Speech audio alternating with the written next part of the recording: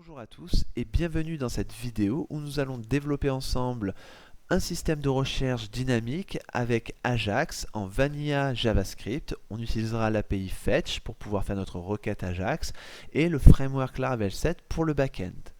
Donc je vous montre ici l'exemple. Nous avons un listing de postes et dans mon input, si je veux faire une recherche par exemple avec un certain morceau de requête ou juste un texte précis, j'envoie la recherche et je vois que ça a été trié sans avoir rafraîchi la page, ou du moins sans avoir été redirigé.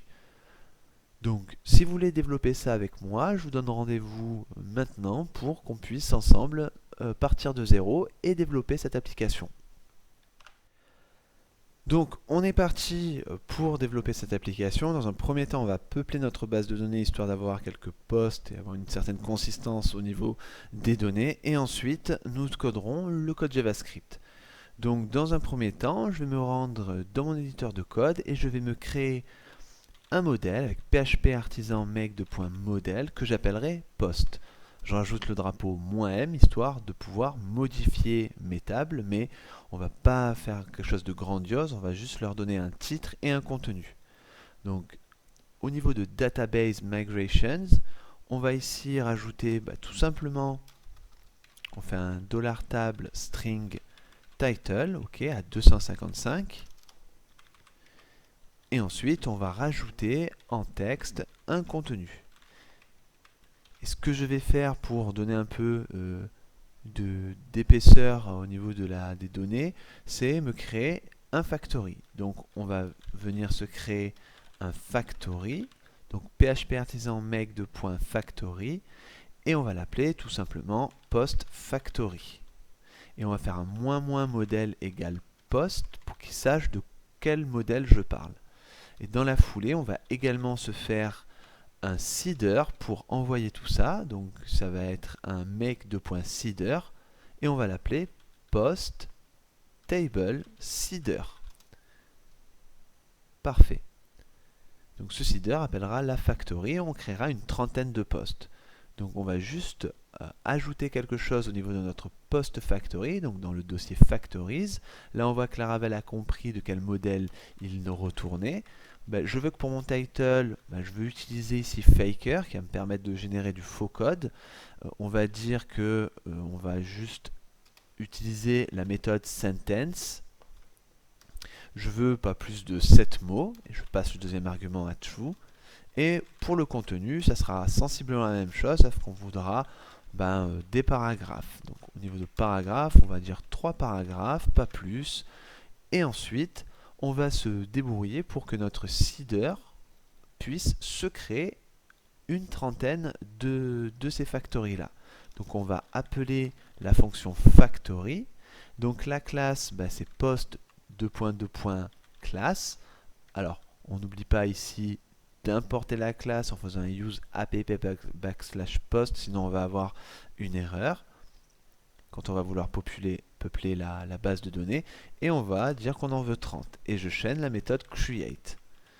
On a bientôt fini, on n'a plus qu'à retourner en database seeder, donc notre fichier PHP, et au lieu de lui dire d'utiliser user seeder qui n'existe pas, on va utiliser post table seeder. On ne précise pas de namespace parce qu'on est dans le dossier courant. Parfait. Je vais venir modifier mon fichier d'environnement pour préciser que la base de données c'est live-search. Voilà. Et ensuite, je vais lancer php artisan. Et là, on va se faire un migrate -seed. Alors, je vais relativement vite au niveau de la création et de la population de ma base de données parce que là, ce n'est pas l'objectif de la vidéo. D'accord ? Donc voilà, on va juste vérifier que tout s'est bien déroulé, a priori oui. Donc pour en avoir le cœur net, on va aller dans notre Live Search, donc ma base de données, et dans ma table poste, je vois que j'ai effectivement 30 articles avec mes paragraphes comme j'avais prévu. Impeccable. Donc ce qu'on va se faire, c'est déjà se créer les vues, les contrôleurs et les routes. Donc on va commencer par se créer un contrôleur. Donc php artisan make contrôleur, on va l'appeler post contrôleur. Ensuite on va également avoir besoin de route, ça on va le créer dans le web dans le dossier roots, dans web.php. Donc on se dirait que on aurait une route en get. Donc quand je vais sur la racine, slash, j'appelle postController et ce sera par exemple la méthode index. On va l'appeler sobrement post.index. Voilà. Et on aura une fonction qu'on appellera en post qui sera /search et c'est cette méthode là qu'on appellera avec notre API fetch et qui renverra du JSON qui sera pour le coup les postes qu'on aura triés suivant la recherche. Donc là ce sera la méthode search et on l'appellera post.search. Impeccable. Donc ces fonctions n'existent pas. Ce qu'on va faire c'est juste s'occuper des vues, donc dans Resources Views, je vais supprimer welcome.blade.php, j'en ai pas forcément besoin, et on va juste se créer un dossier post, et à l'intérieur, une vue index.blade.php.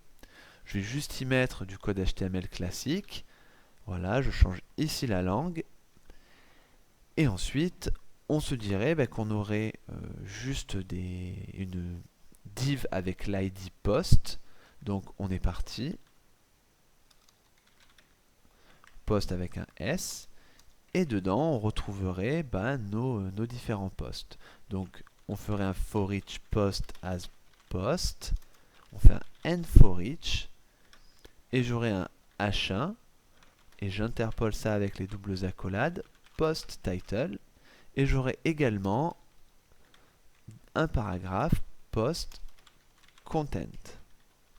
Donc ça, a priori, vous êtes censé pouvoir le faire. On va revenir au niveau de notre contrôleur parce qu'on a besoin d'envoyer ces posts depuis notre contrôleur. Donc dans app http post controller, on avait dit qu'on avait une public function index. Donc on récupère tous les posts. Donc post all. Parfait. Ici, il n'est pas content parce qu'on n'a pas importé la classe. Donc on n'oublie pas les use, app/post. Et on va faire un return view. Et là, on avait dit que c'était dans post.index. Et je lui envoie un tableau avec comme clé post qui contiendra ma variable post. Voilà. Donc normalement, si je me rends sur live-search.test et que je réactualise, j'ai ici mon listing des 30 posts. Impeccable. Donc la deuxième étape, ça va être de se créer ici un input pour avoir un champ de recherche. Donc après mon body, je vais me créer un formulaire, parce que ça reste quand même un formulaire. Au niveau de l'action, on va dire que c'est post.search, histoire qu'il nous mette l'URL que j'avais prévu dans mon fichier web.php, donc /search. On va préciser la méthode post, et ici, on va mettre juste un input. Donc le name, ce sera Q pour query, et l'ID, ce sera Q. Et on aurait un button submit, et ce serait recherché. Voilà, histoire de mimer un peu ce qu'on peut voir habituellement. Impeccable. Donc là, forcément, si je clique sur rechercher, il me dit page expirée parce que il est parti sur le système classique d'aller chercher par exemple la fonction search qui n'existe pas, mais de toute façon on n'avait pas mis de token CSRF, donc il y aurait eu un souci. Donc là, l'idée, ça va être de se créer un fichier JavaScript pour créer tout ça, empêcher le comportement par défaut de cette recherche, de ce formulaire, et faire les choses manuellement avec du JavaScript. Donc, de façon à pouvoir compiler nos fichiers et qu'ils se retrouvent ici dans un fichier JS à la racine publique, à la racine accessible de notre projet, eh bien on va avoir besoin de faire un npm install. Donc vous devez avoir Node installé sur votre système. Donc moi je vais faire un coup de npm install. Donc il va nous installer les dépendances front du framework. Donc on n'a pas besoin de tout, on va juste utiliser ça pour pouvoir compiler notre fichier JS. Donc ça peut prendre un peu de temps, donc je vous retrouve quand il aura terminé le téléchargement des dépendances. Donc maintenant que j'ai téléchargé toutes les dépendances, on peut déjà compiler une première fois nos fichiers JavaScript. Donc on peut faire npm run dev, et là, s'il va trouver des dépendances qu'il manquait, il va les télécharger, nous compiler ensuite le tout, et on se retrouvera avec un dossier JS au niveau de notre dossier public, enfin un dossier app plutôt, et on aura à l'intérieur un fichier JS, app.js, qui contiendra tout notre code JavaScript qui sera compilé. Donc vous voyez, maintenant on a un dossier effectivement JS et on a un fichier app.js, voilà, qui contient tout le code. Donc maintenant, si par exemple, moi, au niveau de resources.js, je veux créer un nouveau fichier qu'on appellerait search.js, je dis dans mon app.js, après le bootstrap, de faire un require de search.js, et que mon search.js fait un alerte salut, et que bien sûr j'inclus avant la fermeture de mon body un script en disant src, et là je dis tu vas aller le chercher dans asset. Je sais que j'ai à la racine publique, j'ai un dossier JS slash app.js, ce qui va me permettre d'inclure ici ce fichier JavaScript qui contiendra du coup tout le code JavaScript qu'on pourrait écrire et qui était aussi contenu dans le framework.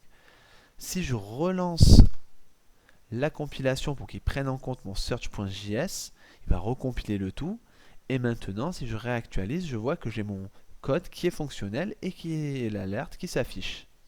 Donc au lieu de relancer un npm run dev à chaque fois, on va lui dire npm run watch. Ça veut dire tu surveilles si je fais des modifications au niveau des fichiers front, et si c'est le cas, tu me recompiles tout ça. Donc par exemple, je vais retirer l'alerte, je vais enregistrer, vous voyez qu'il m'a tout recompilé. Et là, on n'a plus l'alerte. Impeccable. Donc on est prêt maintenant pour écrire notre code JavaScript.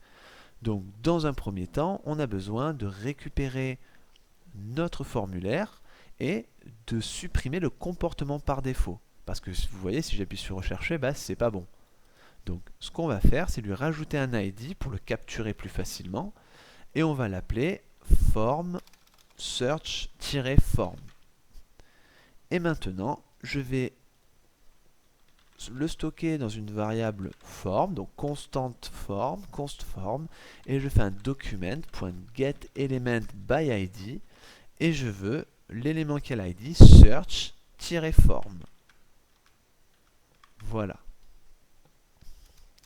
Maintenant, sur mon formulaire, je veux ajouter un écouteur d'événements. Et ça sera à la soumission du formulaire, donc submit. Je lui passe ensuite une fonction anonyme. Et je lui passe ici l'événement. Et je fais un prevent default. Et rien qu'avec ce code-là, si je veux recharger ici, alors il faut rafraîchir la page. Si je veux relancer mon formulaire, vous voyez que le comportement par défaut est supprimé. Donc on va avoir besoin de définir plusieurs choses. Donc dans un premier temps, vous n'êtes pas sans savoir qu'on est censé utiliser un token CSRF. Donc ce token CSRF là, on ne peut pas ici le mettre en @ et ensuite l'envoyer comme on le ferait classiquement. On va être obligé de l'envoyer dans les entêtes de notre requête Ajax. Donc il va falloir le récupérer quelque part, et ce quelque part, c'est dans les méta. Donc on se dirait qu'on aurait un méta qui aurait le nom csrf-token, et le contenu, pas de souci, on bénéficie quand même du token CSRF avec la fonction CSRF_token, et je mets des accolades. Ça va me permettre ici de générer un token. Donc on va se créer une constante token qu'on passera plus tard dans les entêtes. On fait un document.getSelectQuerySelector, et là on va avoir besoin de préciser le méta avec le nom. Donc pas de souci, on va juste ouvrir les quotes, faire un méta, crochet, name égale, je l'ai appelé comment? Je l'ai appelé csrf-token. Et là, je fais un point content. Donc normalement, c'est censé me renvoyer le token, ou en tout cas stocker le token. Donc on va faire un console log de token, et on va voir si notre variable contient bien ça. Donc je vais ici ouvrir console. Et là, bon, je vais lancer juste le formulaire et je vois que j'ai le token CSRF qui de toute façon se trouvait ici. Parfait. Donc j'ai également besoin de récupérer l'URL. Donc l'URL, c'est-à-dire le lien vers lequel je veux envoyer ma méthode Ajax. Donc on a dit au niveau de web.php qu'on voulait envoyer tout ça sur /search. Donc ça finalement c'est notre action. Donc ce qu'on peut faire c'est se créer une constante URL et là on fait un document. Alors là ça va être getElementById. Et finalement vu qu'on est déjà dans le formulaire on peut juste faire un this. Et là, on pourrait récupérer getAttribute, et moi, c'est l'attribute action que je veux, qui pour le coup contient notre route. Donc, on va faire un console.log.url, on débug au fur et à mesure pour voir si tout se passe bien. Donc, je viens, je réactualise, je fais un rechercher, et là, je vois que j'ai http live-search.test/search. Donc, j'ai bien conserver l'URL dans ma variable, impeccable. Et enfin, bien sûr, le plus important, on va récupérer le contenu ici de l'input, ce que l'utilisateur aura tapé dans le champ de recherche. Donc là, on a un ID queue, ben, pas de souci, on va faire un const queue égale document.getElementById et l'élément que je veux récupérer, c'est l'élément qui a l'ID queue. Et dessus, je fais un point value pour récupérer sa valeur. On va faire un console log de queue et on va voir si ça nous donne, si je tape test et que je fais rechercher, j'ai bien test. Donc ça, c'est ce qu'on va pouvoir envoyer dans le body, après l'avoir sérialisé, dans notre contrôleur. Ça nous permettra de faire la requête. Mais avant ça, maintenant, il est temps de faire la requête Ajax. Donc, c'est pas très compliqué, on va utiliser fetch. Donc en premier paramètre, ça prend l'URL. Donc nous, on veut l'envoyer sur l'URL qu'on aura prévu. On aurait pu la taper manuellement, mais on a décidé de la enregistrer dans une constante. Parfait. Ensuite, on va placer ici un objet et on peut préciser des choses. Donc on peut ici préciser les headers. Donc on peut dire, je vais avoir un content type, d'accord, qui sera du JSON. Donc on peut préciser content-type égale application/JSON. Bon, ça c'est la moindre des choses, mais surtout, on a une clé x-csrf-token qui devra contenir notre token, donc notre jeton CSRF. Donc ça c'est important d'envoyer ce genre d'informations là, bien sûr, au niveau du header. Ça nous empêche d'être vulnérable aux failles web. Ensuite, après les headers, on envoie donc la méthode. Donc la méthode, c'est pas compliqué, c'est une méthode en post. Enfin, on envoie le body. Donc le body, c'est un objet. Donc ce qu'on peut faire, c'est carrément lui dire qu'on veut sérialiser tout ça en JSON, donc le transformer en chaîne de caractères JSON. Et on fait un JSON stringify. Et là, on passe en objet q2.q. Donc la clé q sera ce que contient la variable q. Impeccable. Donc à partir de là, on a envoyé le minimum syndical pour traiter ça en base de données. Enfin pour traiter ça au sein de notre contrôleur. Parfait. Donc maintenant, on peut tout simplement s'attendre à une promesse. Donc pour ce faire, on va faire un point zen et on sait qu'on a une réponse qu'on attend. Donc ce qu'on va faire, c'est juste console log notre éventuelle réponse. Dans le cas où on a une erreur, on catch l'erreur et on fera un console log de l'erreur. Voilà. Donc ce que je vais faire, c'est revenir au niveau de mon contrôleur et ensuite créer la fonction search, puisque c'est quand même la fonction qui est censée récupérer, qui est censée traiter en arrière-plan tout ça. Donc on va lui passer la requête. Donc vous voyez qu'on a déjà le use illuminate http request. Donc je vais préciser ici request, $request, et là on va pouvoir récupérer ce qu'on avait envoyé en faisant un $request input et là on précise la clé. Donc nous c'était la clé Q, c'est ce qu'on avait mis dans le body et qui nous envoyait vers la variable qui correspondait à l'input. Donc on sait que ça c'est la recherche, donc on va sauvegarder ça peut-être dans une variable Q, que ce soit un petit peu plus clair. Ensuite on a besoin des postes triés sur le volet, donc on va faire une clause where. Je veux récupérer les postes ou le title, et là bon ben, c'est suivant votre politique. Moi je vais dire où les titles c'est comme, donc like, le Q. Et dessus je fais un get. Et je stocke ça dans une variable post. Donc alors là j'ai oublié le point virgule. Le problème si je fais ça, c'est que lorsque je vais taper quelque chose, je vais récupérer strictement ce qui est égal à $Q. Donc je vais me laisser un petit peu plus de souplesse et rajouter des wildcards en acceptant les caractères avant et après. Donc en concaténant avant le pourcentage et ensuite le pourcentage, je le concatène après une seconde fois. Ça va me permettre un peu plus de souplesse dans ma recherche.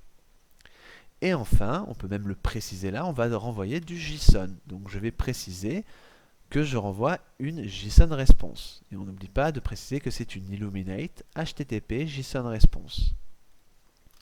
Je fais un return de response JSON et je passe dans mon JSON un tableau en clé post et la valeur ce sera post. Voilà pour le traitement au niveau de mon contrôleur. Donc ça, à partir de là, je suis censé renvoyer une réponse. Donc mon méthode fetch attend une réponse, une promesse de la part du back-end et on va voir si on la console log bien. Donc je vais réactualiser tout ça. Et ensuite, bon, ben, je vais taper quelque chose, par exemple, qu'on peut retrouver dans les titres, comme min. Voilà. Et je vais cliquer sur rechercher. Et là, je me retrouve avec une réponse. Mais cette réponse-là, si on essaye un petit peu de chercher, on constate que on reconnaît l'URL, mais mis à part ça, impossible de récupérer nos postes. Donc on voit que c'est une réponse de type basique. Si je vais dans les réseaux et que je reviens sur ma dernière recherche, là en poste, qui s'est très bien passé avec le statut 200, et que je clique sur réponse, je vois quand même que j'ai récupéré des postes. Un certain nombre de postes, hein, puisque min doit être écrit un petit peu partout dans mes titles. En tout cas, je vois que le code fonctionne. Mais je n'ai pas la possibilité pour l'instant de les récupérer.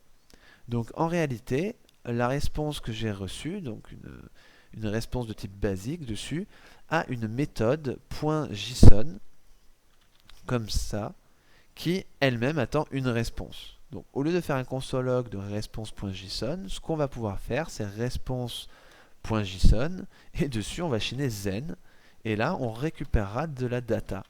Donc la data qu'on aurait voulu. Et cette fois-ci, on va console log la data. Voilà.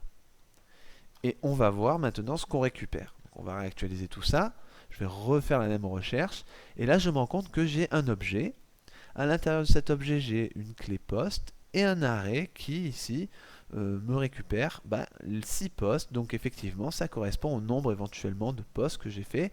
Si je tape quelque chose d'un petit peu plus strict, donc ce code-là, ce titre-là en entier, et que je me déplace en bas, je vois que j'ai un seul poste, donc qui est bien le poste pour lequel j'avais tapé le titre, donc tout fonctionne. Donc de façon à pouvoir boucler dessus pour pouvoir ensuite modifier mon DOM et réafficher les bonnes choses sur mon index, je vais avoir besoin d'utiliser ici un for each. Pour des questions de pratique, on va plutôt utiliser l'object sur lequel on va utiliser entries pour transformer ces datas en tableau de propriétés. Et on va console log ce que ça nous renvoie. Et là, vous voyez qu'on a un array. Cet array permet tout simplement de for each dessus plus simplement. Donc on voit que cet array a une clé 0 et ensuite on a un autre array qui a la clé 1 qui nous donne enfin les résultats. Donc si je veux for each, je vais devoir préciser la clé 0 et ensuite la clé 1. La clé 0 après la clé 0, c'est post. Ça concerne le nom, ça reprendra le nom qu'on aura inscrit ici dans notre response JSON.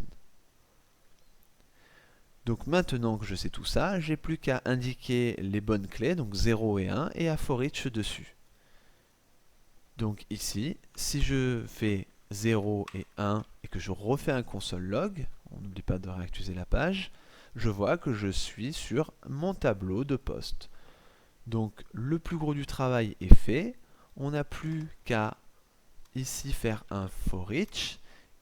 Là on voit bien qu'il attendait un arrêt, donc je vais juste chaîner la méthode for each. Et pour chaque élément, qu'est-ce qu'on peut faire? On peut se récupérer par exemple la div id post et la remplacer par les postes que nous on a reçus depuis notre contrôleur. Donc si on a une data, on va faire une const post égale document.getElementById post. Comme ça je récupère cette div. Je vais la vider en faisant un post inner HTML de rien du tout. Et ensuite, post.innerHTML, je vais le remplir avec les éléments sur lesquels je boucle, donc littéralement mes posts. Donc par exemple, ici on va utiliser bactile, et on va pouvoir préciser $accolade, donc les bactiles c'est avec Alt GR7 si vous êtes sur Windows et un clavier AZERTY, et on va pouvoir préciser element.title ou element.content. J'ai plus qu'à englober tout ça d'un H1, et de la même façon, je peux mettre des balises paragraphes, et là, je peux interpréter element.content de cette façon. Donc a priori, ça devrait écraser nos postes initiaux.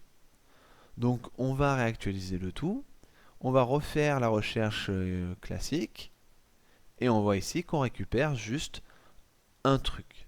Donc on va juste effacer et refaire. Donc là, on voit qu'on a un petit souci parce qu'on récupère juste un à chaque fois. Donc ce qu'on peut faire, c'est juste, on fait un plus égal qui nous permettra de conserver les anciens éléments. Comme ça, on les enchaîne. Ça devrait être plutôt ça la solution. Je vais réactualiser tout ça. Je vais refaire une recherche avec min et je vois que j'ai la recherche concrète. Donc si je fais quelque chose d'un petit peu plus strict, comme le titre de celui-là, je recherche, j'ai bien ça. Si je recherche avec rien, on voit bien qu'il me renvoie tous les postes. Et on peut s'amuser comme ça, à faire des petites recherches, et puis on voit qu'est-ce qu'il nous aura trié. Donc voilà pour ce qui concerne nos recherches Live Search Ajax avec l'API Fetch en utilisant le framework Laravel 7. Donc j'espère que cette vidéo vous aura plu, n'hésitez pas à la partager et je vous donne rendez-vous pour d'autres vidéos. À très bientôt.